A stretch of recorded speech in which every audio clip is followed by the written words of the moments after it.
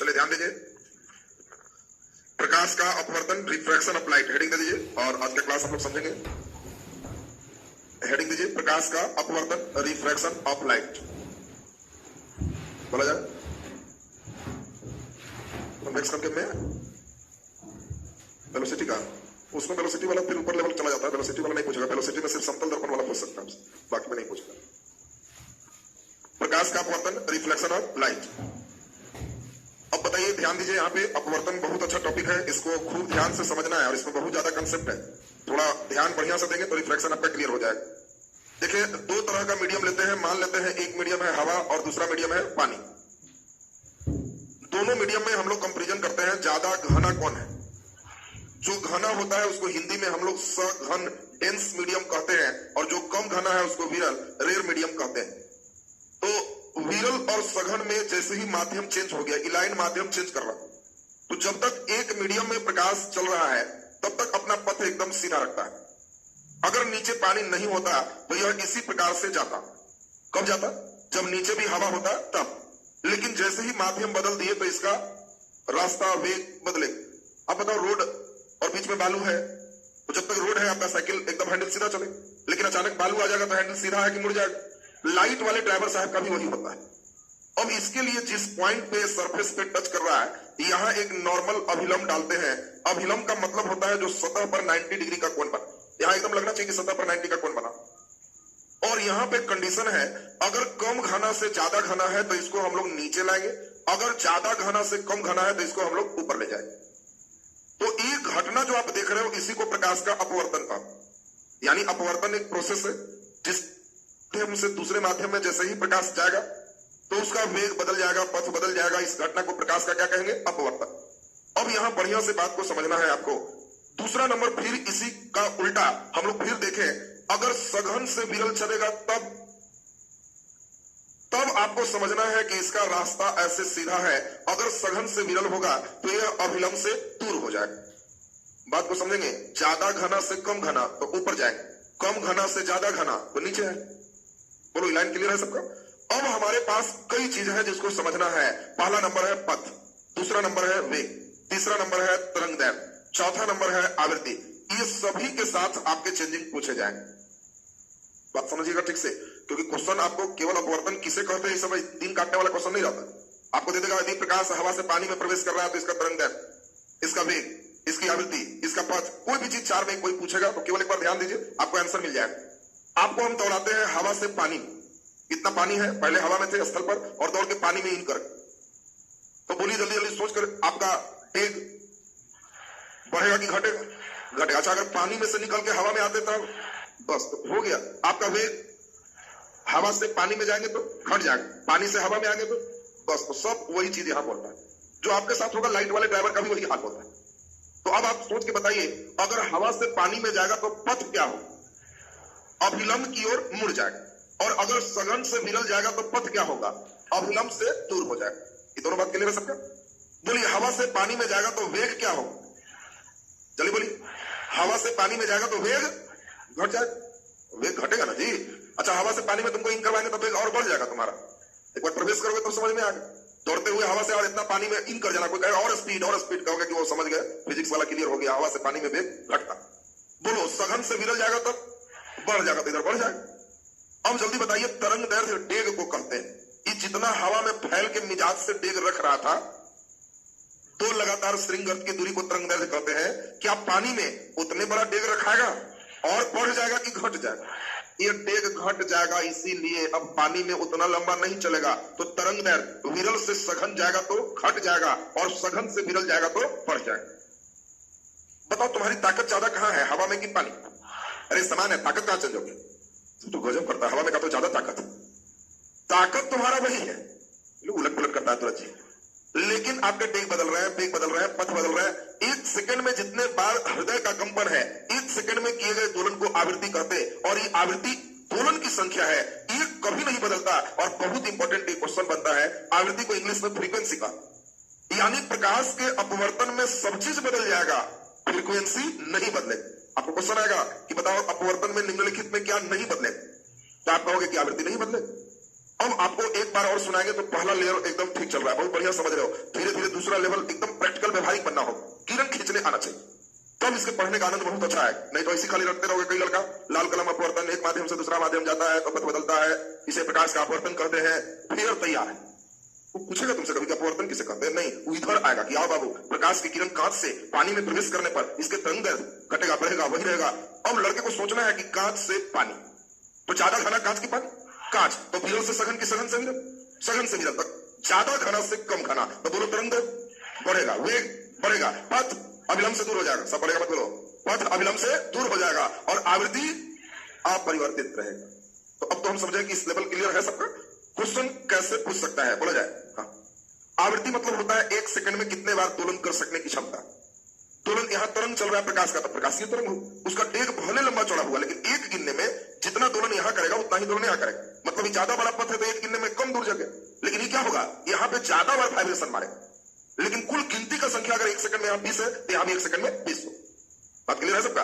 तो एक सेकंड में किए गए दोलन को हम लोग क्या कहते हैं, आवृत्ति का। तो आवृत्ति नहीं बदले, आपका हृदय हवा में जितना धड़केगा पानी में भी उतना धड़केगा, ये कंपन फ्रीक्वेंसी, बाकी डेग बदलते रहे। तो अब जरा हम लोग ध्यान से सुने, यहाँ पे अब क्वेश्चन कैसे पूछता है उस पर चले। दो तीन बात सुनोगे तो एकदम समझ में आ जाएगा कि अब हम एकदम समझ गए, कोई गलत दूर दूर तक होने का चांस नहीं है। यदि प्रकाश की किरण हवा से पानी में प्रवेश करता है घटेगा, हम क्या पूछ रहे हैं, हो सकता है हम आवृत्ति दे दे, घटेगा बोलेगा, हम आवृत्ति बोलेंगे तो परिवर्तित हो जाए। अब सुनेंगे उतना आसान भी घटेगा करके पीसीएस में नहीं है, वो न्यूमेरिकल देता है बिना न्यूमेरिकल बनाए हो। बात समझ लो, हर सांप जहरीला नहीं हो।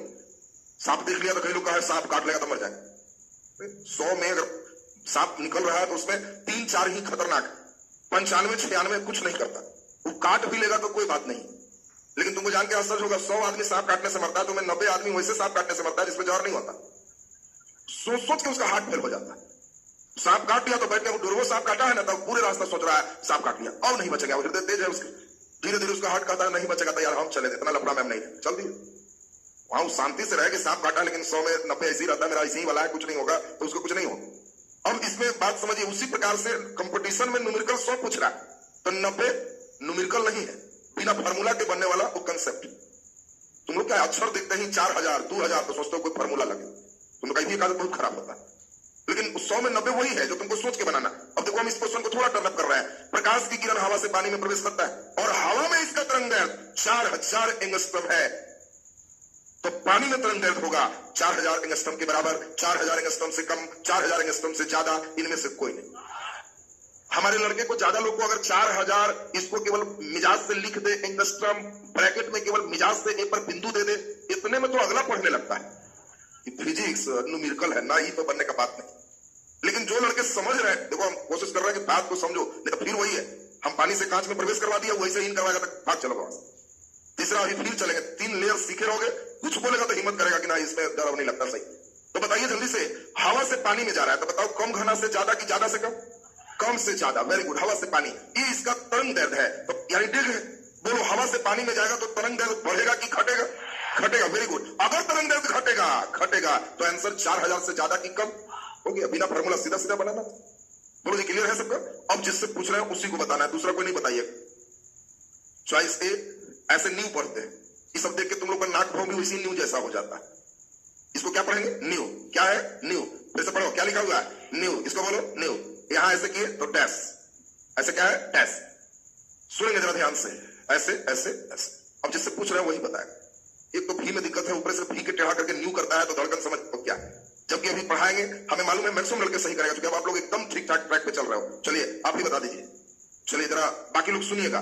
प्रकाश की किरण पानी से कांच में प्रवेश करता है, कोई नहीं बोलिएगा, प्रकाश की किरण पानी से कांच में प्रवेश करता है, पानी में इसकी आवृत्ति न्यू है और कांच में इसकी आवृत्ति न्यू डैश है, तो निम्नलिखित में सत्य कथन है, कोई नहीं बोलना, समझोगे। अब सेटर का दिमाग समझ में आ रहा है, सेटर यही करता है, सेटर यही करता है और कुछ नहीं करता। और तुम लोग अब धीरे धीरे सब चीज सीख जाएगा। फिर से बोल दे, हाँ एक बार फिर से डिमांड है, सुन लीजिए, आप लोग नहीं बोलिएगा। प्रकाश की किरण पानी से कांच में प्रवेश करता है, पानी में इसकी आवृत्ति न्यू है, परंतु जब यह कांच में प्रवेश करता है तो इसकी आवृत्ति न्यू डैश मापा जाता है। तो न्यू और न्यू डैश के लिए सही संबंध निम्नलिखित में कौन है, कोई नहीं बोलिए। नहीं है तो मान लो कोठरी लड़ा तो लड़ा, बी होगा, एक बात हुआ। चलिए बैठ जाइए, आप लोग जोर से बोल दीजिए। इस तरफ तो है नहीं, देख लो मैक्सिमम लड़का लेकिन पकड़ लिया है, बहुत अच्छी बात है। ये भारी क्वेश्चन था जी, लेकिन तुम लोग खुद समझ रहे हैं परीक्षा हॉल में अगर इतना ब्रेक मार के नहीं भेजेंगे तो कैसा धड़कन तेज करता है। लड़के अपवर्तन सब पढ़े हुए लेकिन वहां धड़कन तेज हो गया कि हाँ ये पढ़ा इसे वैसे टेढ़ा करके पता नहीं क्या दिया। सुनेंगे अभी एक बार सुनो तो लगेगा कि भाई इतना मूर्ख नहीं थे। पानी से कांच में गया, यहाँ दिया क्या है? आवृत्ति। तो अभी हम क्या बोले? आवृत्ति कभी नहीं बदलता, चाहे कहीं चला जाए। स्लो मोशन, अरे पर पाई पा अन्ना दीर्घी कारणी पानी, स्लो मोशन तो चाह रहा है। ध्यान दो इसमें बढ़िया से, तेजी में सुन, तेजी में स्लो मोशन का चाहिए। पानी से कांच में जाएगा तो आपको समझना है कि आवृत्ति कभी नहीं बदलेगा, और आवृत्ति नहीं बदलेगा तो जितना न्यू होगा उतना ही न्यूडेस होगा, और इसलिए सही आंसर ए होगा, दोनों बराबर होगा। ये केवल बात बने, देखो क्वेश्चन का 3 लेयर होता है। हमें परेशानी इसी बात की है, हम सिंपल कॉपी में लिखा के क्या करेंगे? कॉपी में लाल ब्लू से लिखा भी देंगे तुमको, विरल से सघन में आवृत्ति अपरिवर्तित रहता है, पूरा घेर भी दो, वैसे थोड़े आएगा, ऐसे आएगा, वैसे नहीं देगा। वो सब जानता है कि इसको घेरल से लड़ जाएगा तब, तो इसीलिए इसको आते हैं कि आओ बाबू देखो तो ही। अब जो बाबू समझदार है वो कहता है हाँ बोलिए, वो समझने तुमको आ रहा है तो क्वेश्चन पक्का बना गया, समझने नहीं आ रहा केवल मार के रटे हुए तो थोड़े तुमसे बनेगा, कहीं जहां चाहेगा डुबा देगा। तो आप बताइए विरल से सघन, सघन से विरल कौन कैसे बदलेगा, और उसमें सेकंड लेयर तक का क्वेश्चन क्लियर है सबका? चलिए बहुत अच्छी बात। अब हम लोग इसके अगले स्टेप पे चल रहे हैं, ध्यान देते जाए, अपवर्तन में जितनी बातें हैं महत्वपूर्ण उसको सीखेंगे। हम लोग 2 बात सीखे यहाँ पे, अभी जो हम चलने जा रहे हैं इससे आपको अपवर्तन का कंसेप्ट ठीक हो जाएगा। किरण खींचने सबको आना चाहिए, हम किसी को बोर्ड पर भी बुलाए तुम ही लोग में सबको यार, इसलिए हाँ ध्यान दो बढ़िया। इन लोग पास तो तुम लोग ऐसे ही पास है, देखता तुम लोग ध्वनि मत से एक बार ऐसे ही मार दिया, तो इसीलिए ध्यान दीजिए। इसमें अभी देखेंगे कौन कितना बढ़िया सही कर पा रहा है। तो चलिए अभी हम लोग देखें, अभी हम लोग एक बात सुने कि अगर लाइट विरल माध्यम से सघन माध्यम में जाए, कम घना से ज्यादा घना में जाए, तो एक मेन रास्ता है डॉट डॉट डॉट है, अभिलंब की ओर मुड़ेगा कि दूर हो जाएगा? अभिलंब की ओर मुड़ेगा। और अगर सघन माध्यम से विरल माध्यम में जाए तो ये अभिलंब की ओर मुड़ेगा कि दूर हो जाएगा? दूर हो जाएगा। ये बात में कोई दिक्कत तो नहीं। अब महत्वपूर्ण बात सुनेंगे, 2 फिगर हमारे लिए है, तीसरा बनाना है। हम तुमको यहाँ बनाने के लिए समझा रहे हैं, उसको समझने का प्रयास करो, फिर पहलवान हो जाओ। अब 2 मीडियम दे रहे हैं, एक मीडियम है पानी और दूसरा मीडियम है कांच, और आपको कहे कि इसमें लाइट को चलाओ, तो क्या चला सकते हो? जब तक एक मीडियम होगा लाइट को एकदम सीधा चलना, कहीं टेढ़ा मेढ़ा नहीं। जैसे ही माध्यम बदलेगा रोक देना, रुक जाओ। और यहाँ पे ठीक से सुनना है, क्योंकि पीसीएस रेंज के लिए अगर तुम चाहते हो सही में सीखे तो लेवल बहुत ऊपर जाएगा, और उसके लिए इस समझे नहीं रहोगे कोई इलाज नहीं है, फिर तुम्हारा बनेगा ही क्वेश्चन जब हम सिस्टम शुरू करेंगे तब। और सब पूछा हुआ प्रश्न, कई लड़के तो केवल लाइट में टिमटिमा दिया तारा तो खुश हो जाता है, तारे टिमटिमाते हैं अपवर्तन, उससे ज्यादा करता कहां? तो इसमें अभी देखना क्वेश्चन कितने अच्छे बन सकते हैं, उसकी कल्पना करोगे तो लगेगा कि वाह बहुत अच्छे लेवल पे चला जाता है। यहाँ पे हम लोग सबसे पहला काम जब आएगा तो एक अभिलंब देंगे, अभिलंब सतह के लंबवत होगा। बोलिए अभिलंब देने सबको आया कि जब माध्यम चेंज करेंगे तो अभिलंब देगा, और इसको डॉट डॉट डॉट से कहना कि ऐसे चाहता। इतनी बात तुम्हारे अंदर कम भी बुद्धि है तो कहना कि सर समझ गए, एक माध्यम सीधा जहां रुका अभिलंब डॉट डॉट डॉट से कहेंगे ऐसे चाहता। क्लियर है सबका? अब सोचेंगे कि ये विरल से सघन है कि सघन से? पानी ज्यादा घना की कांच? कांच तो विरल से सघन, तो पहला नंबर फिगर की दूसरा नंबर फिगर पहला, तो इसको अभिलंब की ओर मोड़ दे। नहीं समझे बात? अगर विरल से सघन होगा तो पकड़ के नीचे लाए, और अगर सघन से विरल होगा तो पकड़ के ऊपर ले जाए। जैसे फिर से एक और मेरे लिए है, तब आपका भी जांच होगा। मान लीजिए इसको हम कहें कांच और नीचे है हवा, हम कहें कि लाइट को ले चल सकते हो? पहला काम कांच में सीधा सीधा लाओगे। अब जल्दी से बताओ, यहां सीधा खींच दिए, बोलो जल्दी से डॉट डॉट डॉट। अब बोलो जल्दी से ये नीचे की ऊपर, जल्दी बोलिए, वेरी गुड। ये कांच से हवा है, सघन से विरल है, तो इसको ऊपर लेके चले जाए। बोलो जिस मेन रास्ता पर भेजे थे, टेक्निकल शब्द थोड़ा थोड़ा सुनना है ताकि आगे का क्वेश्चन खूब सुंदर बन सके आपको। जिस मेन रास्ता पर भेजे थे, क्या यह उसी रास्ता पर गया कि भटक गया? तो इसको कहेंगे कि डेविएशन हुआ, विचलन हुआ। उनसे पूछा जाएगा कि क्या प्रकाश के अपवर्तन में विचलन होता है? तो कहोगे हाँ विचलन होता है, डेविएशन होता है। अगर इसके समानांतर जाता तो कहते डेविएशन नहीं, या इसी रास्ते पर जाता तो कहते कि विचलन नहीं। तो अब तो हमें लगता है कि आपको कोई फिगर दिया जाए तो एकदम बना पाओगे कि नहीं? तो अभी एक फिगर हम लोग चेक करते हैं। मान लेते हैं कि इस सब को हम हटा दें और आपको हम अभी दें कि इससे इस माध्यम में जा रहा है, चोरी अलाउ रहेगा, ये चिट्टा आपके साथ रहेगा, तब बोलिए बना पाओगे कि नहीं? एकदम बना देगा सबना। अब देखिए एकदम हल्का दे रहा है, भारी नहीं। सुन लीजिए पहले ठीक से, केवल देखिए, तुम लोग बार बार कॉपी में जुगाड़ मत करो, दिमाग में जुगाड़ ठीक से करो जो समझाना चाह। हम 2 मीडियम रहे, एक हवा और दूसरा पानी। बोलो जल्दी से, किरण खींचने देंगे तो खींच सकते हैं कि एकदम पक्का ना? हवा पानी में तो दिक्कत नहीं है। चलिए आइए आप इसे शुरू करें।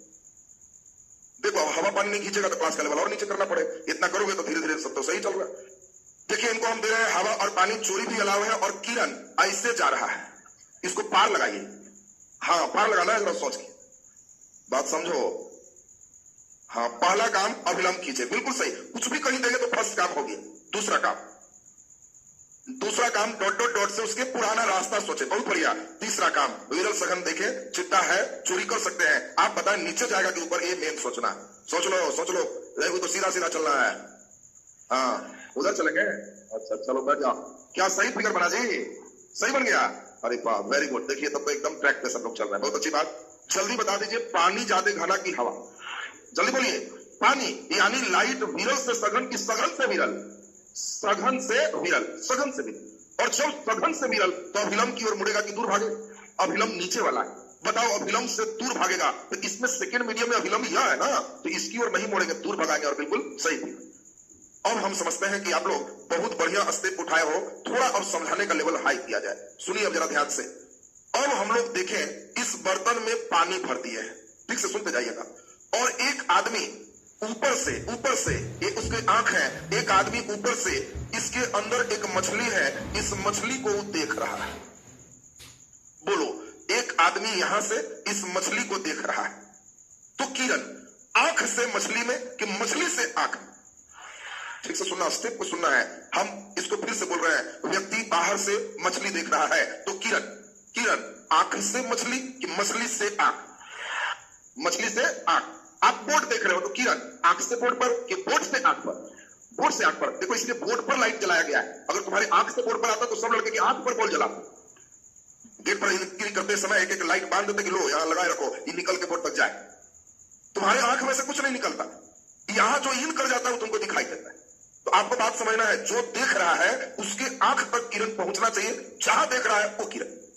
बोलो लाइन क्लियर है सबका? तो बोलो किरण चलेगा मछली से आंख की आंख से मछली? मछली से आंख, वेरी गुड। अब मछली से किरण निकाल, बोलो नीचे तो पानी, ऊपर हवा में उसकी आंख, तो क्या पानी से जैसे ही निकलेगा तो सीधा जाएगा कि मुड़ेगा? तो पहला काम अभिलंब डालेंगे, डॉट डॉट डॉट से इसके रास्ता बनाएंगे। बोलो सीधे जाएगा कि अभिलंब की इससे दूर होगा?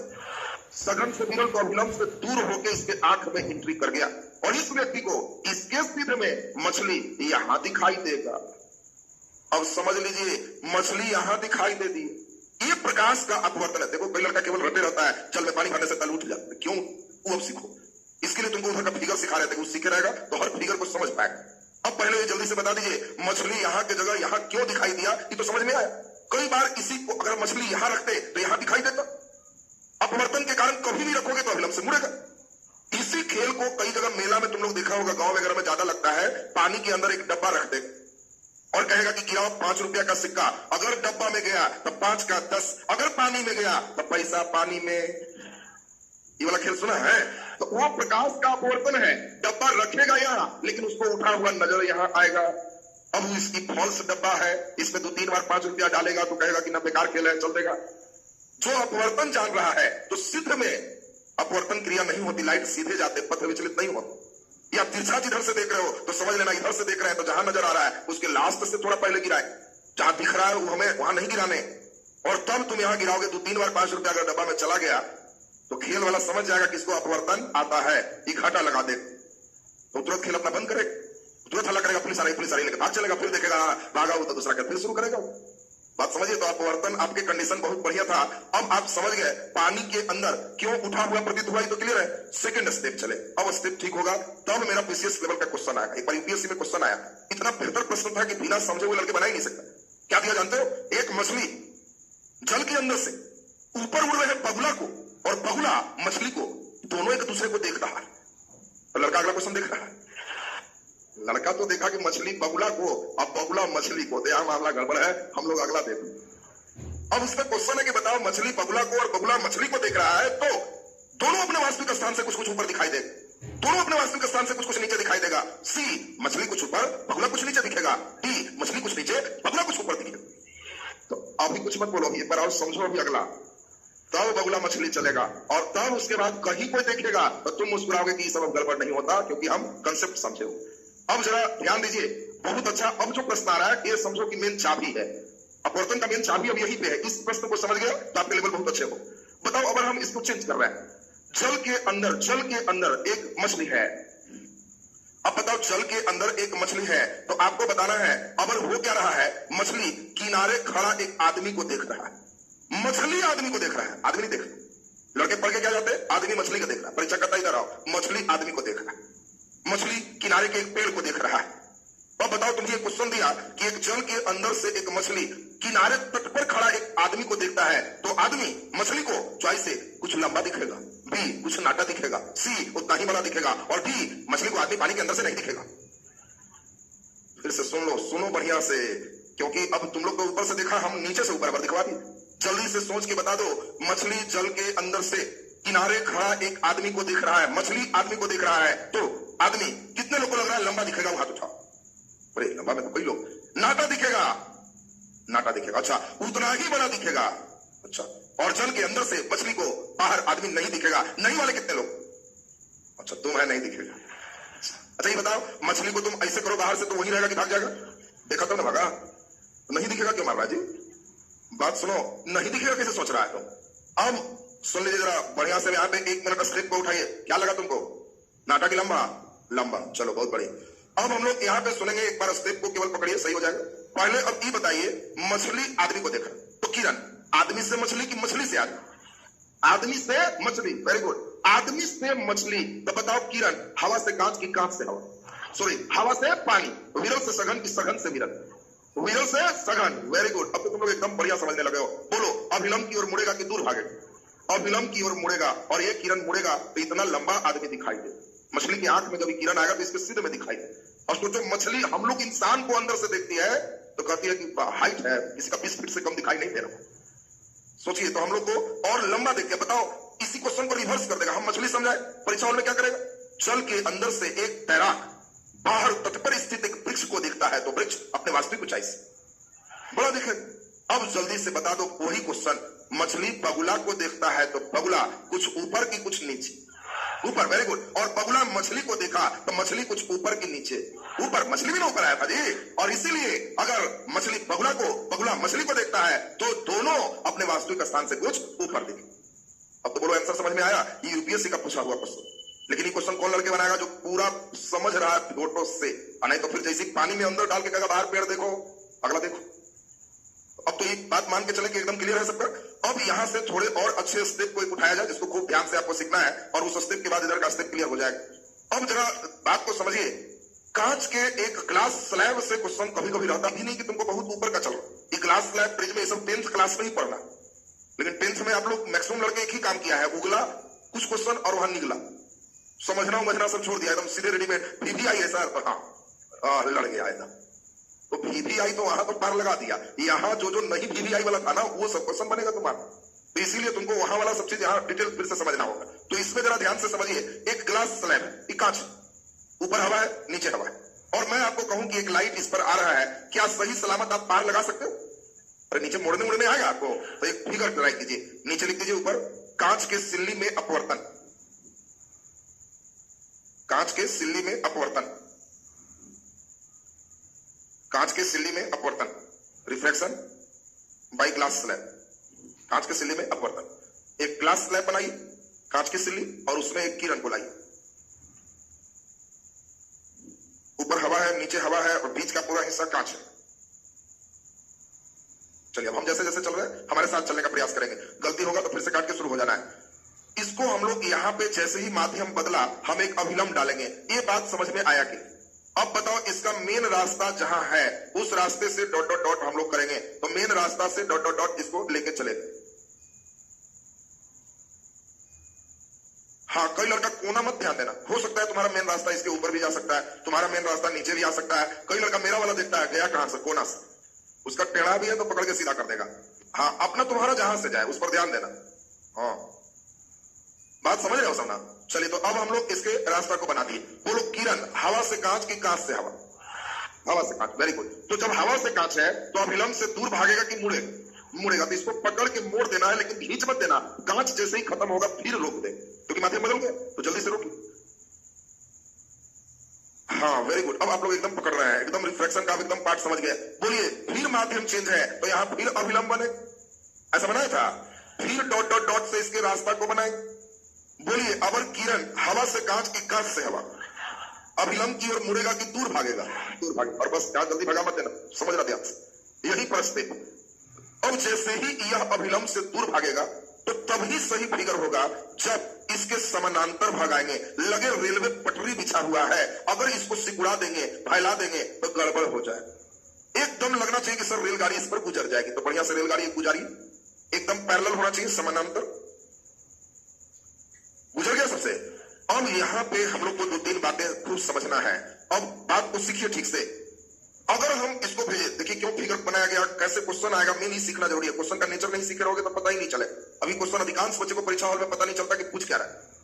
कहेगा, कांच की सिल्ली से जब प्रकाश के किरण को गुजारते हैं तो निर्गत किरण, निकलने वाली किरण चॉइस ए विचलित होता है, बी विचलित नहीं होता है। क्या लगा, जल्दी बोलिए।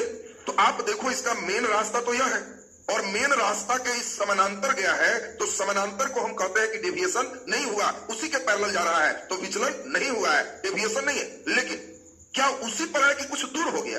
Very good. और ये जितना दूर हो गया, इस दूरी को हम लोग डेल्टा, लैटरल डिस्प्लेसमेंट, पार्श्विक विस्थापन कहते हैं। ये बहुत अच्छा क्वेश्चन अब कोई लड़का को देता है परीक्षा में, सुन लीजिए। देखो देगा कहां से, पकड़ेगा कहां, पूछेगा पार्श्विक विस्थापन, लैटरल डिस्प्लेसमेंट है, तो वो सोचने लगता है कि मैकेनिक्स में विस्थापन वाला फर्म।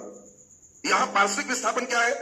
आपतित किरण और निर्गत किरण के बीच लंबवत दूरी जितना है, उसी लंबवत दूरी को पार्श्विक विस्थापन। फिर से सुनेंगे, कभी कभी क्वेश्चन आएगा, पार्श्विक विस्थापन है चॉइस ए, गोल पथ पर होने वाला एक चक्र में विस्थापन, आयताकार पथ पर होने वाला एक चक्र में विस्थापन, कांच की आयताकार सिल्ली में आपतित किरण और निर्गत किरण लंबवत दूरी। अभी तो एकदम यही है तो थोड़ी गड़बड़ होना है।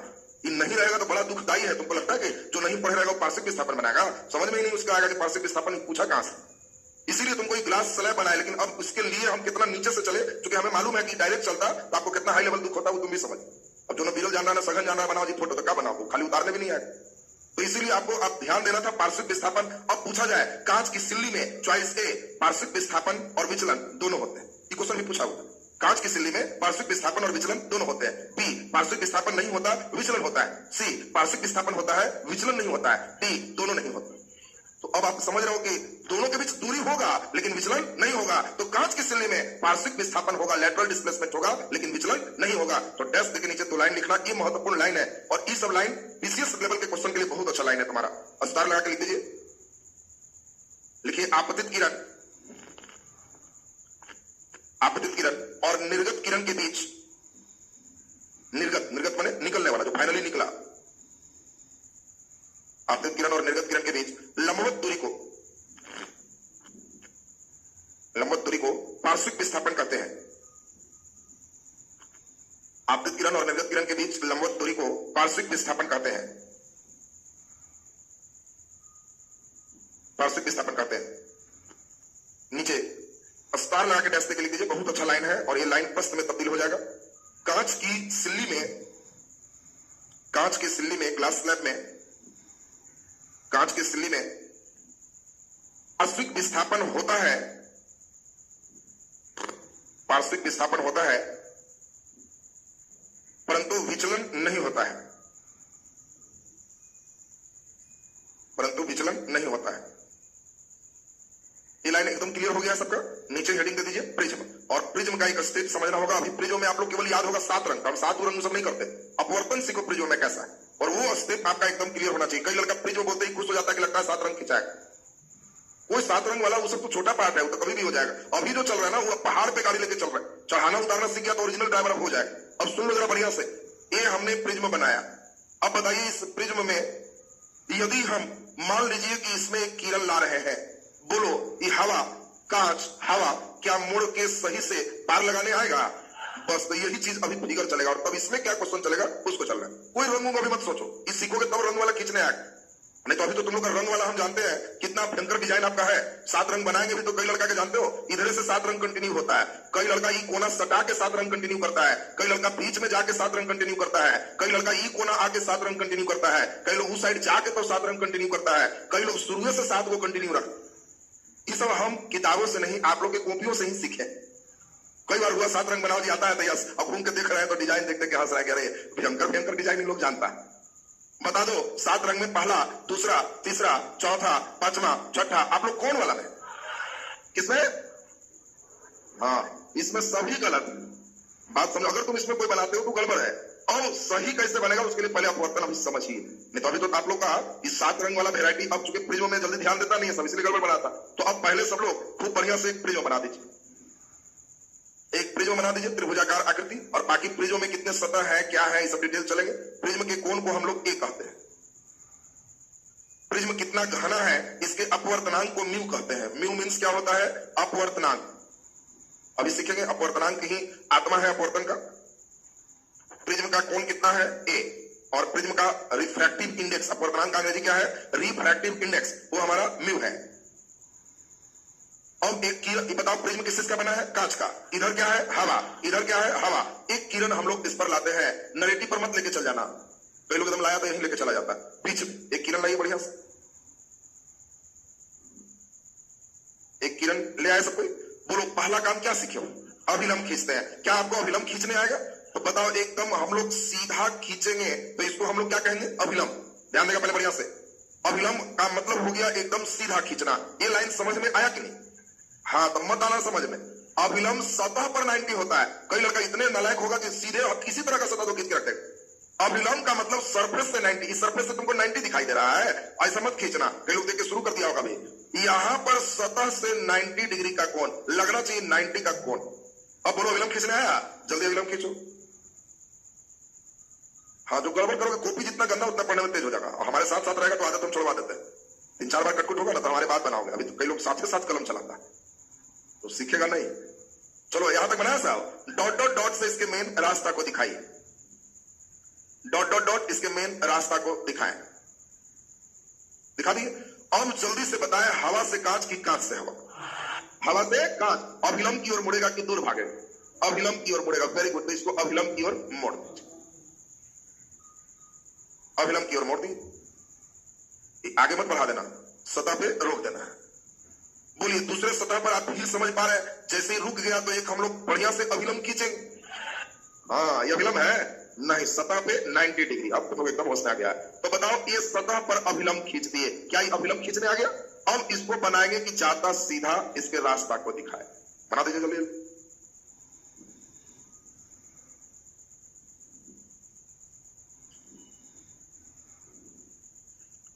बना दिए सर। अब बता दीजिए जल्दी से, अभिलंब की ओर मुड़ेगा कि दूर भागेगा? वेरी गुड, दूर भागेगा। तो इसको हम लोग नीचे लेके चले जाए। ऊपर ले जाओगे तो अभिलंब की ओर हो जाएगा, हम लोग अभिलंब से दूर भागे।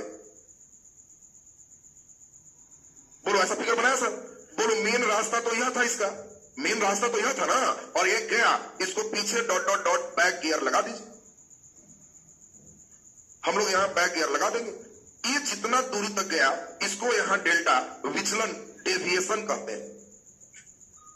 इसका नाम क्या है? विचलन, डेविएशन।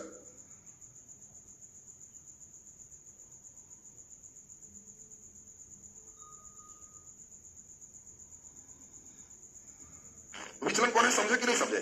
मेन रास्ता से कितना भाग गया, इतना डाइवर्ट करके, ये इसका डेविएशन डेल्टा है। और यह कोण क्या है? आई। अब इसमें अच्छे लेवल का प्रश्न आपको समझाएं, प्रिज्म से बहुत अच्छे लेवल का क्वेश्चन पूछता है, और ये जो लड़के पूरा ध्यान दिए हो तब बना पाओगे, नहीं तो नहीं बनेगा। एक महत्वपूर्ण चीज हम लोग क्या सीखे? प्रिज्म किसी भी किरण को आधार की ओर मोड़ता है। यानी जब प्रिज्म में हम 7 कलर भी चलेंगे तो आपको ध्यान देना है कि एक ऐसे टर्निंग, एक और टर्निंग और एक लास्ट टर्निंग, ये एकदम मुड़ा हुआ प्रतीत होना चाहिए और सभी किरण को आधार की ओर मोड़ना है। यानी अगर हम प्रिज्म से 7 रंग भी आपको सिखाएंगे तो आप समझोगे कि समझ गए, सीधे चलाए और यहां से 1 2 3 4 5 6 7, और इन सभी को लगना चाहिए कि फिर आधार की ओर मुड़ेगा, तो पकड़ पकड़ के टेढ़ा करके निकालना है। आप लोग यहां के बाद भी एकदम सीधे भागते थे, तो अब बताओ यहां कैसे भागना है? क्लियर हुआ सबका? एकदम देखने में लगना चाहिए कि ऐसे ऐसे और ऐसे। और प्रिज्म में किरण हमेशा किधर मुड़ता है? आधार की ओर। अब एक महत्वपूर्ण कंसेप्ट आपको दे दे तो और अच्छा जो है समझ में आएगा। कोई भी लेंस का टुकड़ा प्रिज्म जैसा बिहेव करता है। बात को खूब सीखिए, ध्यान देंगे जरा बढ़िया से। कोई भी लेंस होगा तो लेंस का प्रत्येक टुकड़ा आपको क्वेश्चन देगा कि लेंस किसके जैसा काम करता है? प्रिज्म जैसा। और बोलो प्रिज्म किरण को किधर मोड़ता? आधार की ओर। बोलो अगर हम इस लेंस में एक प्रिज्म बनाए तो ये मुख्य अक्ष से ऊपर का आधार ऊपर है कि नीचे? नीचे। अच्छा, ऐसे बना दिए तब आधार कहाँ है? ऊपर। अच्छा, फिर एक बड़ा बना दिए तब नीचे, एक बड़ा बना दिए तब। इसीलिए अब आज समझ में आपको आएगा कि प्रिज्म में जब किरण खींचेंगे तो आपको अब समझना है। अब यहां ध्यान दोगे तो लगेगा कि आपको सब फोटो समझ में आ रहा। प्रिज्म हमेशा किरण आधार की ओर मुड़ता है। तो बोलो इसका आधार कहां है? पकड़ के नीचे मुड़ेगा कि आधार की ओर जाओ। बोलो इसका आधार कहां है? नीचे। पकड़ के इसको भी नीचे मोड़ेगा। बोलो इसका आधार, इसीलिए ही ऊपर चला जाएगा। बोलो इसका आधार ऊपर, इसीलिए ऊपर चला जाएगा और सभी किरण को मिलाया, इसको कन्वर्जिंग अभिसारी। देखिए कई लड़का पूछता है कि सर ये तो ठीक है नीचे, ये ऐसे कैसे चलती? क्योंकि प्रिज्म की तरह लेंस का टुकड़ा बिहेव करता है। अब देखिए अभी समझाएंगे तो और स्टेप आप समझ पाओगे। अगर हम इसी को रिवर्स करते हैं और मान लेते हैं कॉन्वेक्स की जगह कॉन्केव बना, देखो ध्यान से, मान लेते हैं हमने एक अवतल बनाया, तो बताओ यहां आधार कहां है? ऊपर। बोलो इसका आधार नीचे, इसका आधार नीचे, इसका आधार। बोलो अब किरण लेके चल दिए तो अब आपको चलाने नहीं आ जाएगा? कहोगे सब समझ रहे हैं, आधार ऊपर तो चलो ऊपर, आधार ऊपर तो चले ऊपर, आधार नीचे तो चलो नीचे, आधार नीचे तो चलो नीचे। और समझ में आया कि एक जगह मिलाया कि फैलाया, इसीलिए इसको डाइवर्जिंग कहते। अब बताओ जब लेंस पढ़ाएंगे तो ये सब फिगर समझ में तब आएगा जब उधर सीखे हुए। कोई लड़के को उधर वाला पता नहीं रहता है, प्रिज्म कुछ नहीं बनाएगा, खाली साधारण सीखता है और लेंस में ही सब रटने का प्रयास करता है। जाता है भाई जाता है, सब नियम है भेज। और बताओ लेंस का प्रत्येक टुकड़ा ऑब्जेक्टिव आएगा, लेंस का प्रत्येक टुकड़ा किसके जैसा कार्य करता है? कार्य करता है। एकदम क्लियर है सबका? और यहां से जो प्रश्न आएगा उसको थोड़ा सा समझिए, बहुत अच्छे लेवल का क्वेश्चन आएगा। नीचे डैश देके 3-4 लाइन जो लिखाएंगे उस पर आपको ध्यान देना है। लिखिए डैश देके। बोलो प्रिज्म में क्वेश्चन आएगा, वर्ण विक्षेपण होता है कि विचलन होता है कि दोनों होता है? वर्ण विक्षेपण का मतलब रंग में बदलना, वर्ण माने रंग होता है, और विचलन माने मूल रास्ता से भागना।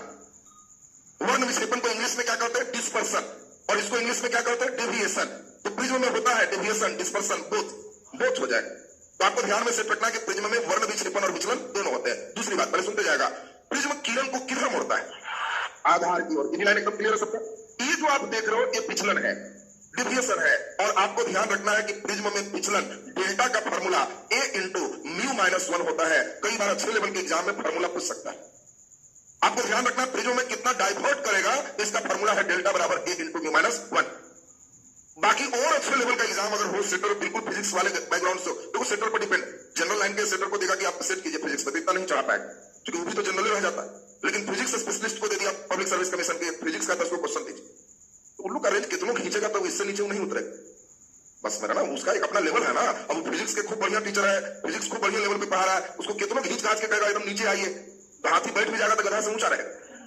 बताए थे ना? तो उसका एक लेवल होगा, उसके क्वेश्चन को पढ़ने के बाद लगेगा कि ना पूछा है। अब एक बहुत अच्छा क्वेश्चन है जो मुझे अचानक ध्यान आया, एक इस क्वेश्चन को जल्दी लड़के बिल्कुल नहीं बना पाता, डेल्टा और आई का ग्राफ क्या है? ये क्वेश्चन एक बार यूपीएससी डालो, प्रिज्म में विचलन डेल्टा और आपतन कोण आई के बीच ग्राफ कैसा हो? बहुत बेहतर प्रश्न है।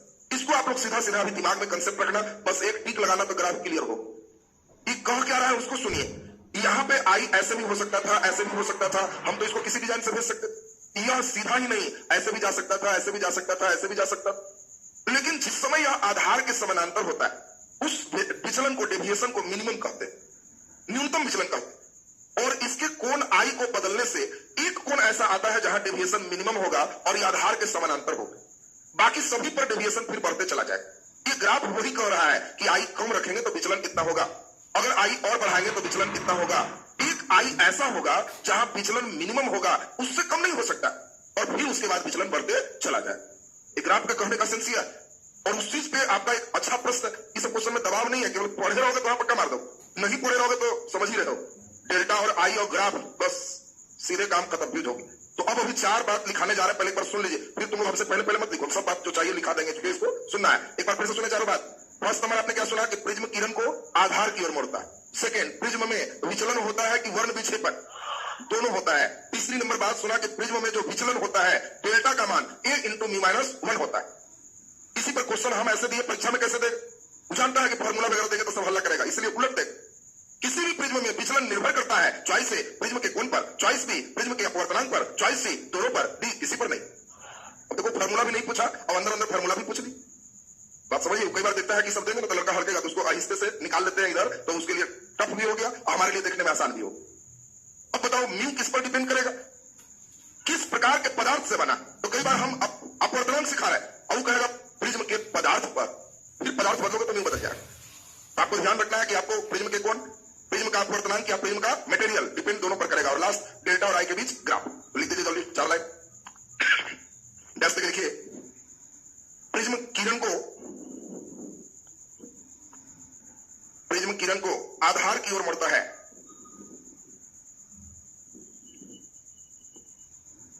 प्रिज्म किरण को आधार की ओर मुड़ता है। प्रिज्म किरण को आधार की ओर मुड़ता है। नीचे डैश तक लिख दीजिए। प्रिज्म में विचलन और वर्ण विक्षेपण दोनों होता है।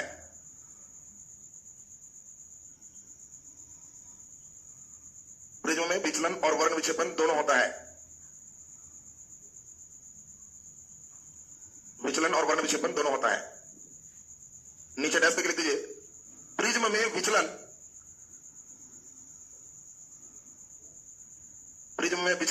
डेल्टा बराबर, प्रिज्म में विचलन डेल्टा बराबर, बोलो क्या हो जाएगा formula, a into mu minus 1 होता है। लिख देते हैं, जिसको नहीं आया लिख रहे। प्रिज्म में विचलन डेल्टा बराबर a इंटू म्यू माइनस 1 होता है। बोलो a क्या है, प्रिज्म का कोण, वेरी गुड। म्यू क्या है, अपवर्तनांक रिफ्रैक्टिव इंडेक्स, या प्रिज्म का मटेरियल पदार्थ, ये दोनों पर निर्भर करेगा। और चौथा नंबर लिख दीजिए डैश के, प्रिज्म का विचलन डेल्टा, प्रिज्म का विचलन डेल्टा और आपतन कोण आई के बीच ग्राफ। प्रिज्म का विचलन डेल्टा और आपतन कोण आई के बीच का ग्राफ, आपतन कोण आई के बीच का ग्राफ। जल्दी बताओ, डेल्टा और आई का ग्राफ याद हो गया ना, ये डेल्टा है, ये आई है। ग्राफ ऐसे होगा, ध्यान रखना है, एक खास एंगल आई पर जो डेल्टा होता है वो मिनिमम होता है, इससे कम नहीं हो सकता। तो आजकल जो सेटर है, अगर अच्छे प्रश्न रहेगा तो ग्राफ टाइप में ही क्वेश्चन ज्यादा पूछेगा। और तुम भी समझ ही रहो कितना लोग बनाएगा भी इसको। इसमें 100 में 98 लड़के फोटो देख के दर्शनार्थ छोड़ देगा और इसको ठीक नहीं मारेगा, क्योंकि इसमें उसको पैराबोला, हाइपरबोला, स्ट्रेट लाइन सब ग्राफ एबीसीडी में बाकी दिया रहा है। तो अब तो बन जाएगा सबसे। अब फिर स्टेप आने जा, प्रकाश के अपवर्तन के नियम। और अपवर्तन के नियम में आप लोग जो पढ़े हो वो सब दुनिया से बहुत ऊपर उठना पड़ेगा। आप लोग केवल एक ही चीज रट गया है, साइन आई बटे साइन आर बराबर म्यू। इससे क्या हो जाता, इससे कुछ नहीं होगा। यहां तुमको चलना होगा म्यू 1 से 2 बराबर म्यू 2 बटे म्यू 1 बराबर v1 बटे v2 बराबर लैम्डा 1 बटे लैम्डा 2, तब क्वेश्चन आएगा। यहां पूरे फॉर्मूला ही कैसे आ रहा है उस पर चलना होगा, तब जाकर के स्टेप आएगा। तो नीचे थोड़ी सी बात एक लिखना है, प्रकाश के अपवर्तन का नियम, प्रकाश के अपवर्तन का नियम, प्रकाश के अपवर्तन का नियम। और इसके लिए हम लोग एक टर्म देखेंगे जिससे है अपवर्तनांक रिफ्रैक्टिव इंडेक्स, वो मेन सीखोगे। तो अभी नीचे अपवर्तन का नियम आने से पहले अपवर्तनांक, अपवर्तनांक को हम लोग क्या कहते हैं, रिफ्रैक्टिव इंडेक्स। अपवर्तनांक रिफ्रैक्टिव इंडेक्स, इसी को हम लोग म्यू लिखते हैं। यू को खींच देंगे, जिसको नहीं पढ़ने आता है, यू को खींच दिए तो बेचारा बन गया म्यू, यू को खींचे अब बन गया म्यू। रिफ्रैक्टिव इंडेक्स अपवर्तनांक, यू को खींच देंगे तो क्या बन जाएगा, म्यू। चलिए अब हम लोग ध्यान देंगे। अपवर्तनांक एक अच्छा टॉपिक है और यहीं से पूरे लेंस और तमाम सिस्टम चलते हैं। इस लेसन के पार्ट है, इस लेसन में सबका एक डोज है, ओवरडोज हम चाहते नहीं, जहां तक है उसको उतना पचना चाहिए। पिछला क्लास जितना चला वो अपवर्तन का एकदम बेसिक थीम। अब जो यहां से दुनिया आ रही है वो अब यहां से अलग दुनिया है, अपवर्तनांक से लेंस तक। अगर ध्यान से समझ लिया तो कोई क्वेश्चन किसी से पूछो तुमसे बने। यहां हमसे क्वेश्चन लाइट पे पूछ लो, लेंस पे पूछ लो, घुमा के पूछ लो, जहां से पूछ लो, बने। लेकिन इसके स्टेप को अगर समझोगे तब बनेगा, नहीं तो नहीं बने। तो आपको अपवर्तनांक से पूरे एक फेज हम लोग अगले क्लास में चले, क्योंकि ये अपवर्तनांक आज करेंगे तो अगला क्लास फिर दिक्कत होगा। जैसे आज विरल सघन किरण एक बार सीखा तो सब एक जैसा चला, उसी तरह एक बार ही सीखेगा ये पूरा एक साथ चले। और कल ये पार्ट लगभग कंप्लीट हो जाएगा, हम लोग इसमें अपवर्तन खत्म हो जाएंगे। उसके बाद एक क्लास और लेंगे, 1 या 2 क्लास, और तब आपका कंप्लीट खत्म सिलेबस।